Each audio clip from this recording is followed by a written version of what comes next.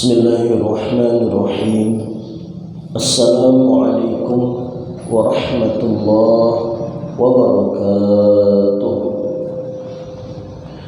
Bismillah, alhamdulillah, wassalatu wassalamu ala rasulillah wa ala alihi wa sahbihi wa mawala.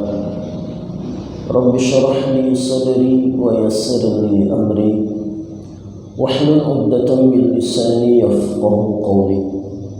Subhanaka la 'ilma lana illa ma 'allamtana innaka antal 'alimul hakim. Wala hawla wala quwwata illa billahil 'aliyyil 'azim.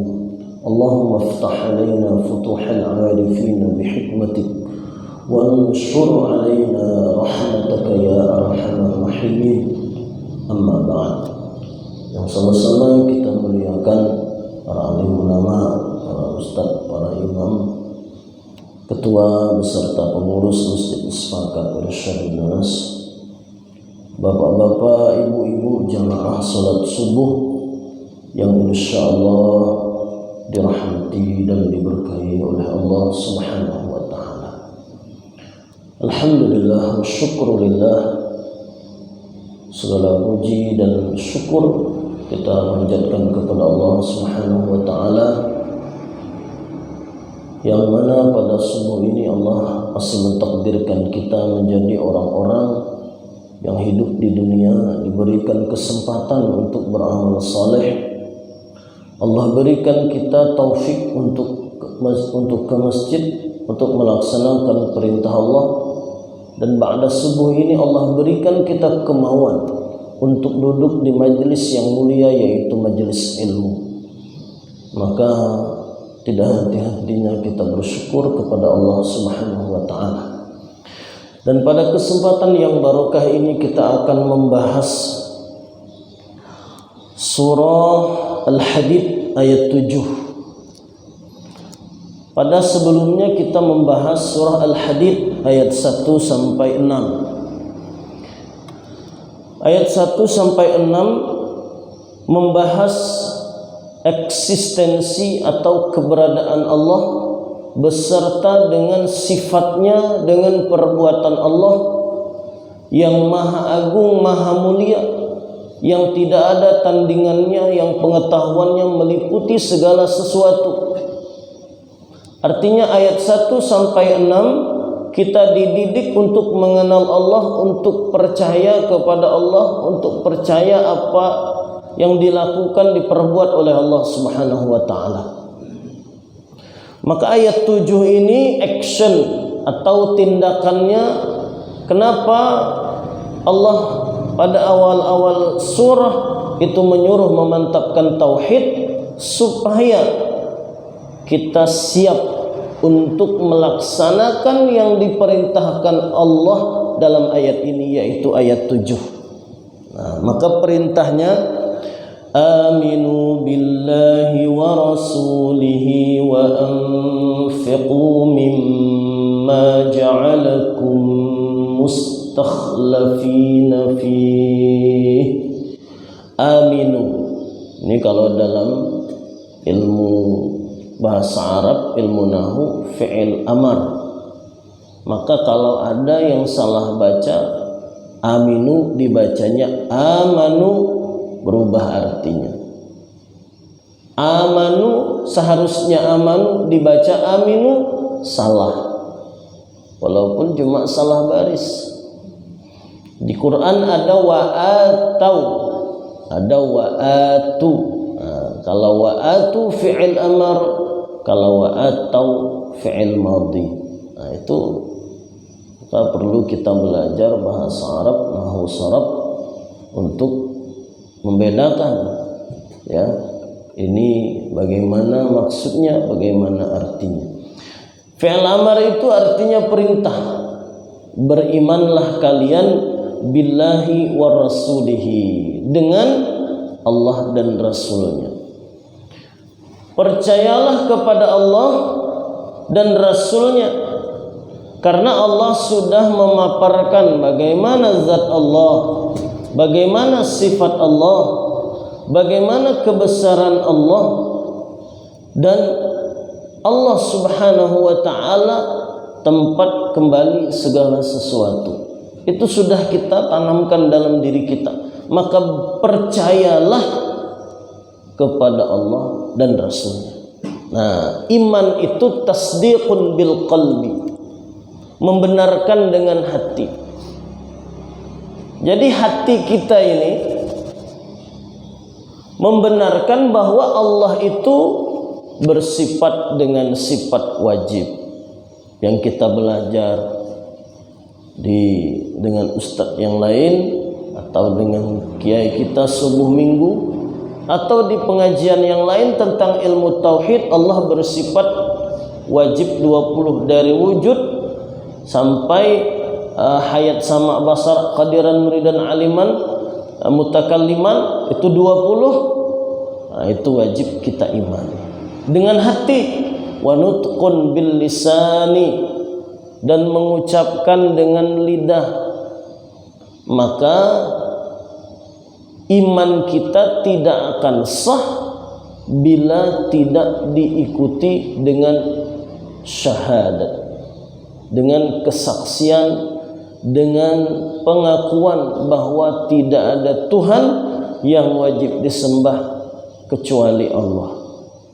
Nah, kepada Rasul tidak sah juga kalau tidak mengucapkan dengan lisan, ya, dengan lidah beriman kepada Rasul, wa asyhadu anna Muhammadar Rasulullah. Nah, maka orang Islam yang mau beriman, orang belum Islam mau beriman, dia bersyahadat. Password, kodenya, kata kuncinya adalah syahadat. Nah, wa amalun bil arkan, mengamalkan dengan anggota tubuh. Hati meyakini, lidah mengucapkan, anggota tubuh kita ini mengamalkan apa yang Allah perintahkan, apa yang Allah larang. Jadi lengkap iman kita. Nah, sehingga iman ini kalau kita melaksanakan perintah, meninggalkan larangan Allah, dia semakin kuat, semakin tebal, semakin tinggi, semakin kokoh. Ya. Ada yang bersyahadat sudah masuk Islam atau orang tuanya sudah Islam, tapi imannya lemah, imannya tidak kuat, imannya tidak kokoh. Kenapa imannya tidak kuat? Jawabannya karena tidak punya pengetahuan, tidak punya ilmu tentang siapa yang disembah. Yang kita iman itu siapa? Dia tak kenal, dia tak tahu. Maka kita belajar di majelis ilmu supaya iman kita itu mantap. Karena iman kita ini yazidu wa yanqus, modelnya, tipenya itu naik turun, bertambah berkurang. Itu iman kita. Kalau iman Nabi yazidu wala yanqus, iman Nabi itu bertambah dan tidak kurang-kurang. Itu iman Nabi. Kalau iman la yazidu wala yanqus, tidak bertambah dan tidak kurang, itu iman malaikat. Ada lagi iman itu la yazidu wa yanqus, iman itu tidak nambah-nambah malah kurang terus, imannya orang munafik. Nah, ya, naudzubillah. Kita ini yazid wa yanqus, kadang naik, kadang turun. Oleh karena itu, dengan ilmu kita beriman. Setelah kita beriman, kita amalkan, maka dia akan menambah kekuatan iman di dalam diri atau di dalam hati sanubari kita. Maka setelah beriman ada lagi perintah, wa anfiqu mimma ja'alakum mustakhlafina fih. Nah, saya katakan ini berat kalau dilakukan tanpa didasari iman, ya. Dan berinfaklah kalian, berikan harta kalian, mimma ja'alakum mustakhlafina fih, Maaf, bukan harta di sini ya. Berikanlah dari sesuatu yang kalian dijadikan mustakhlafina fi, orang-orang yang dijadikan khalifah, orang-orang yang menanggung amanah di dalam sesuatu itu. Di sini tidak disebutkan kita disuruh menginfakkan harta secara khusus, karena tidak menutup kemungkinan kita menginfakkan sesuatu yang lain daripada harta. Tetapi biasanya sasaran kalau dengar kata infak, dengar kata sedekah, dengar kata zakat dan yang lain-lain, itu biasanya identik dengan harta, ya. Tapi Allah di sini tidak mengatakan harta, karena bisa jadi yang diberikan orang itu bukan dalam bentuk harta saja. Nah, karena ada orang yang diberikan ilmu banyak, tapi dia tidak punya banyak harta, maka infaknya adalah dengan mengajarkan ilmu. Kalau memang diberikan harta banyak, oke, berinfaknya dengan harta. Ilmu tidak ada, harta juga tidak ada. Sudahlah, miskin ilmu, miskin harta. Cuma dia ini bisa memberikan jasa kepada orang lain. Aku ngajarkan kau tak bisa, aku ngasih duit, apalagi sekarang kau butuhnya apa yang bisa ku bantu. Oh, aku minta buatkan rumah aku. Jadi sebagai pekerja yang bisa membangun rumah, tukang bangunan permanen atau kayu, niatkanlah bekerja itu memberikan bantuan kepada orang. Atau misalnya bisa memperbaiki bengkel motor, mobil, TV dan sebagainya, kita bantu orang untuk memperbaiki yang rusak, itu bagian daripada infak. Kalau didasari dengan iman kepada Allah dan Rasulnya. Kenapa harus didasari iman kepada Allah dan Rasulnya? Karena kalau tidak seperti itu, ketika melaksanakan bantuan itu, memberikan bantuan itu, maka akan ada kecurangan, akan ada kesalahan, akan ada ketidaksesuaian, karena tidak dilandasi dengan iman. Tukangnya tak beriman, yang upah ada melihat rajin, bunyi tukul itu mantap, ya. Sekali yang punya rumah pulang, lemah bunyi tukul tadi itu namanya tidak beriman, ya. Atau kita jasanya memperbaiki, harus kita pelihara, ya. Oh, ini biaya yang harus dikeluarkan orang sekian, ini dia kasih tahu, nih biaya alat, nih upah saya. Itu memang kayak gitu. Kita terus terang jujur, karena ya tadi landasannya iman kepada Allah dan kepada Rasul. Inilah yang bisa saya infakkan dalam bidang yang saya bisa, yang Allah berikan kepada saya. Kalau kita bisa melayani masyarakat, membantu, memudahkan orang, infakkan dengan cara itu, maka itulah yang menjadi jalan, salah satu jalan kita mendapatkan pahala yang begitu besar. Wa anfiqu mimma ja'alakum, berikanlah sesuatu yang Allah jadikan kalian mustakhlafina fih, diberikan amanah. Ya, kita diberikan amanah ini bisa membantu, memberikan kontribusi, itu namanya menginfakkan di jalan Allah sesuai dengan amanah yang dibebankan. Maka subhanallah, jalan menuju ridha Allah, jalan menuju surga itu banyak. Ya, tidak mesti mau jadi ustaz, tidak mesti harus jadi penceramah, tidak mesti harus jadi kiai, tidak. Semuanya terbuka dengan catatan, dengan syarat beriman dengan Allah dan Rasulnya. Berikan sesuatu yang bisa kamu berikan dari apa yang Allah berikan kepadamu. Ya, ini yang merekam ini bisa jadi ini adalah infak. Kenapa? Pertama, infak HP. Allah berikan HP, bisa beli yang mahal, kameranya bagus, ya, bisa merekam.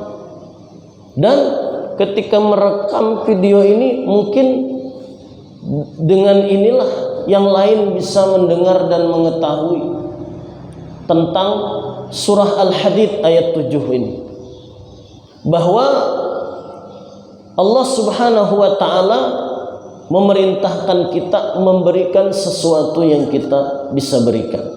Nah, ini berat ya, kita ini kan ujiannya berat. Yang berdagang ini mau memberikan sesuatu karena Allah, landasan iman tuh ada godaannya.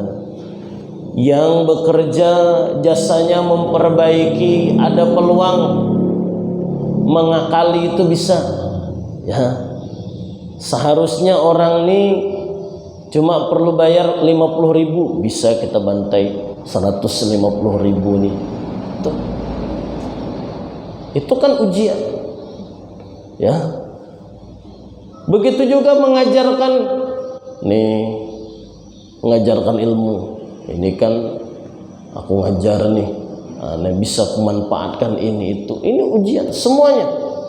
Tidak mesti yang tukang tadi, tidak mesti yang bengkel, tidak mesti yang berdagang, ustadz, kiai juga ada celah, ada jalan di situ untuk tidak amanah, untuk menyeleweng, untuk berbuat salah. Nah, maka ingat tadi landasan kita iman. Maka saya pegang hadis Rasulullah yang saya baca, ihfazillah yahfazuka. Jagalah Allah, maka Allah akan menjagamu. Ini pasti landasannya iman kepada Allah. Ihfazillah yahfazuka. Jagalah Allah, maka Allah akan menjagamu. Macam mana? Ya, kita melaksanakan yang kita, bidang yang kita geluti dengan baik, dengan jujur ya. Dan ihfazillah tajidhu tujahaka. Jaga Allah. Ini menurut yang saya baca, saya ketahui, saya dengar dari ustadz, tak boleh kayak gitu. Kita memang bekerja di sektor jasa, bisa mendapatkan jasa besar, tapi kita harus punya pertimbangan.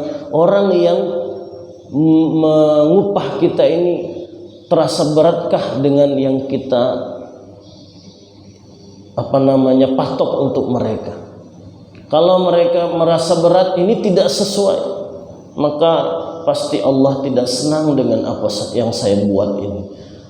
Kita ingat kepada Allah untuk melakukan ini. Ini tidak cocok, tidak sesuai. Nah, karena Allah kita meninggalkan itu. Ini kan meninggalkan sesuatu yang haram karena Allah, itu namanya menjaga Allah juga. Melaksanakan kewajiban Allah, itu menjaga Allah. Jujur di dalam pekerjaan kita, itu menjaga Allah Subhanahu wa ta'ala. Yahfazka, maka Allah menjagamu. Ini yakin. Hadis ini hadis sahih. Ya wahfazillaha tajidhu tujahaka. Ini lebih mantap lagi. Ketika kita menjaga Allah, tajidhu tujahaka, maka Allah ada di depanmu. Artinya ketika kita melaksanakan sesuatu tadi karena Allah, timbul permasalahan, timbul problematika, Allah yang akan membantu masalah yang kita hadapi. Tajidhu tujahaka. Ini sangat dalam, sangat menyentuh sekali. Karena ada lagi sambungannya. Wattaqillaha haitsuma kunta. Bertakwalah kepada Allah dimanapun engkau berada. Di masjid jelas, di warung kopi, nanti di rumah kawan, di rumah sendiri, di kampung lain, di tempat lain, Allah melalui nabinya menyuruh untuk bertakwa kepada Allah.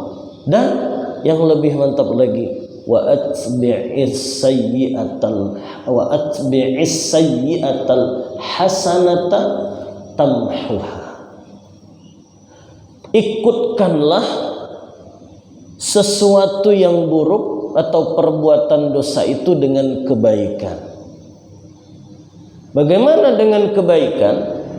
Kalau kita tidak melaksanakan amanah, misalnya mata memandang yang haram, ikuti kebaikan, habis itu kita cuci muka, berwudu, istighfar, salat, ngaji. Itu namanya menambali kesalahan dengan perbuatan baik.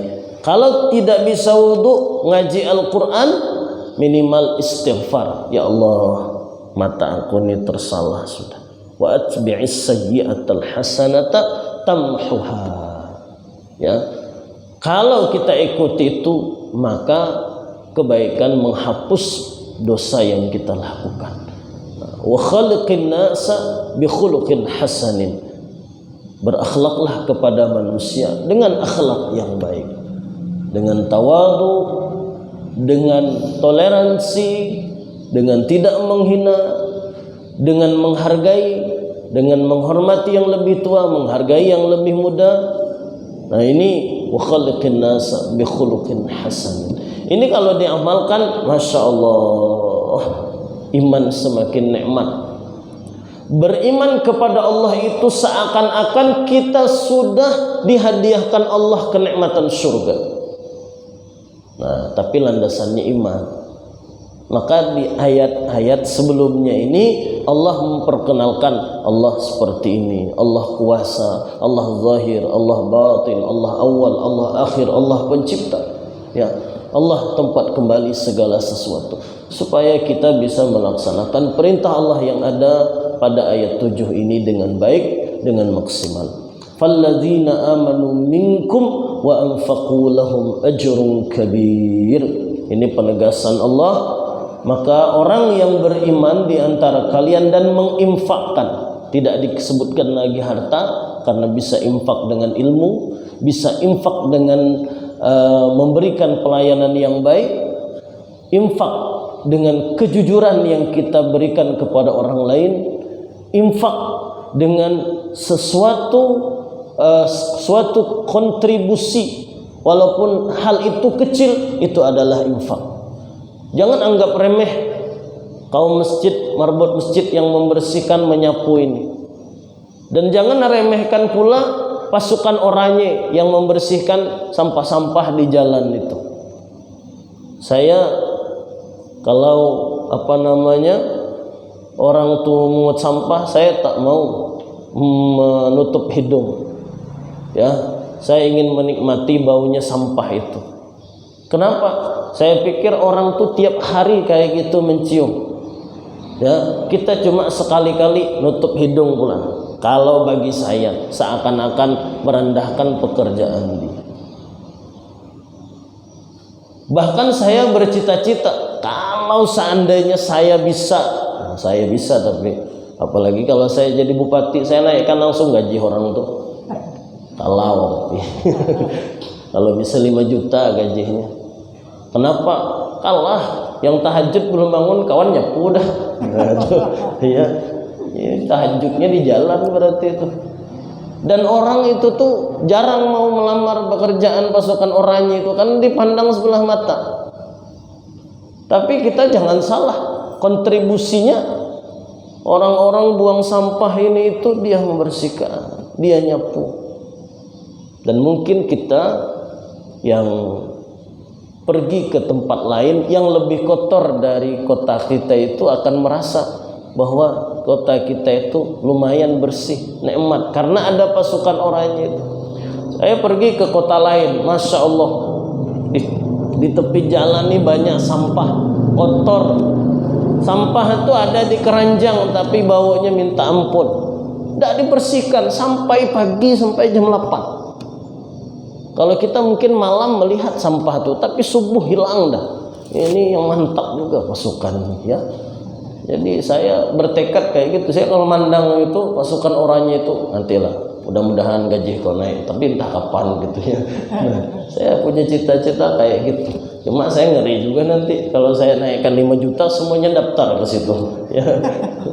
Tapi memang luar biasa ya, itu kontribusi yang dia berikan itu bagian daripada infak ya.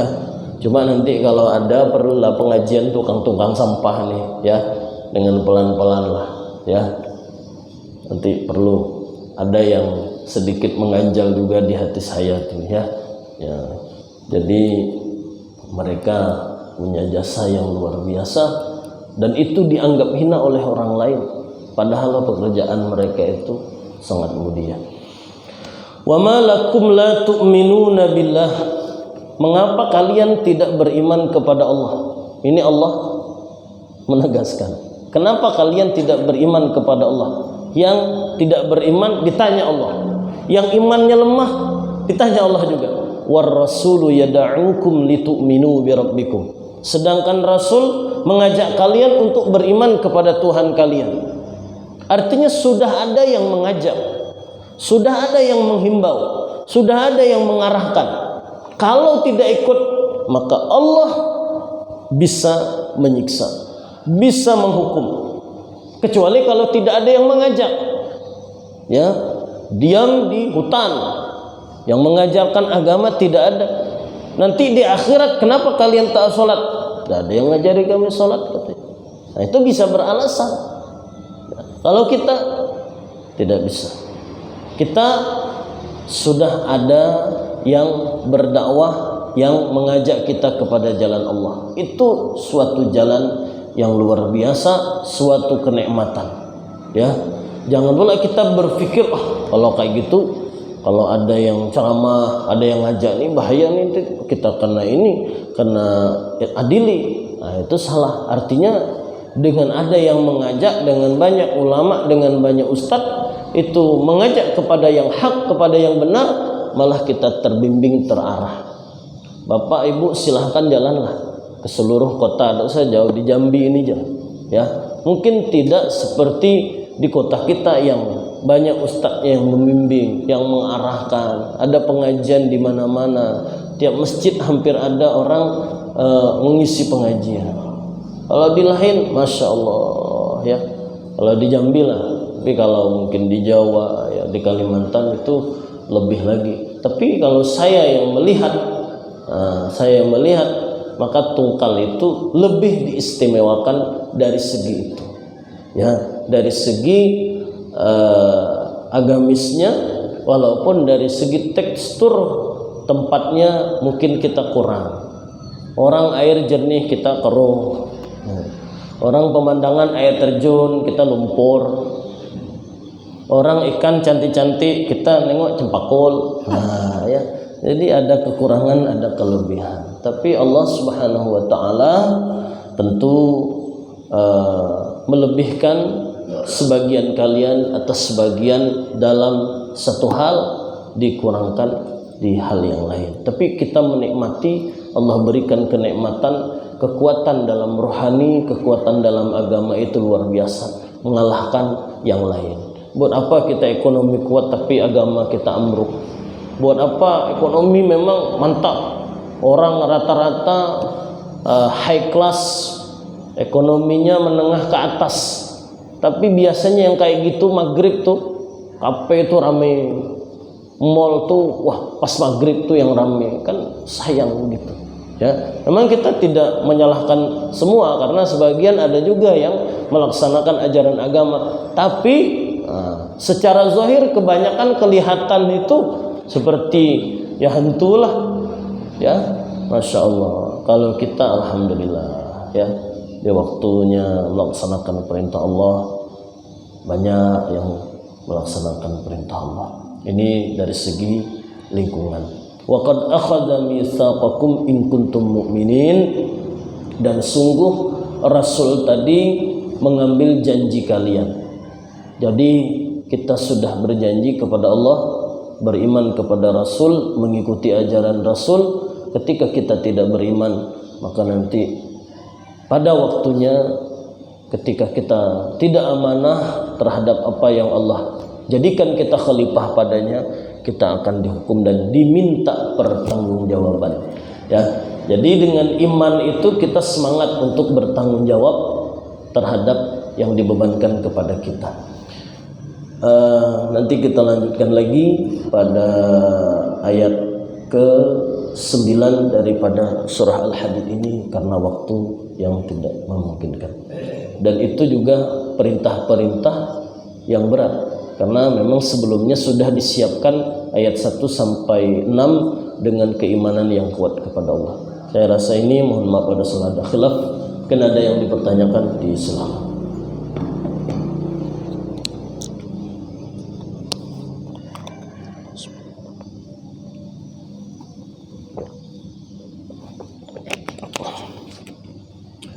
Kalau tidak ada, saya mohon maaf. Salah khilaf, akhirul kalam. Assalamualaikum warahmatullahi wabarakatuh.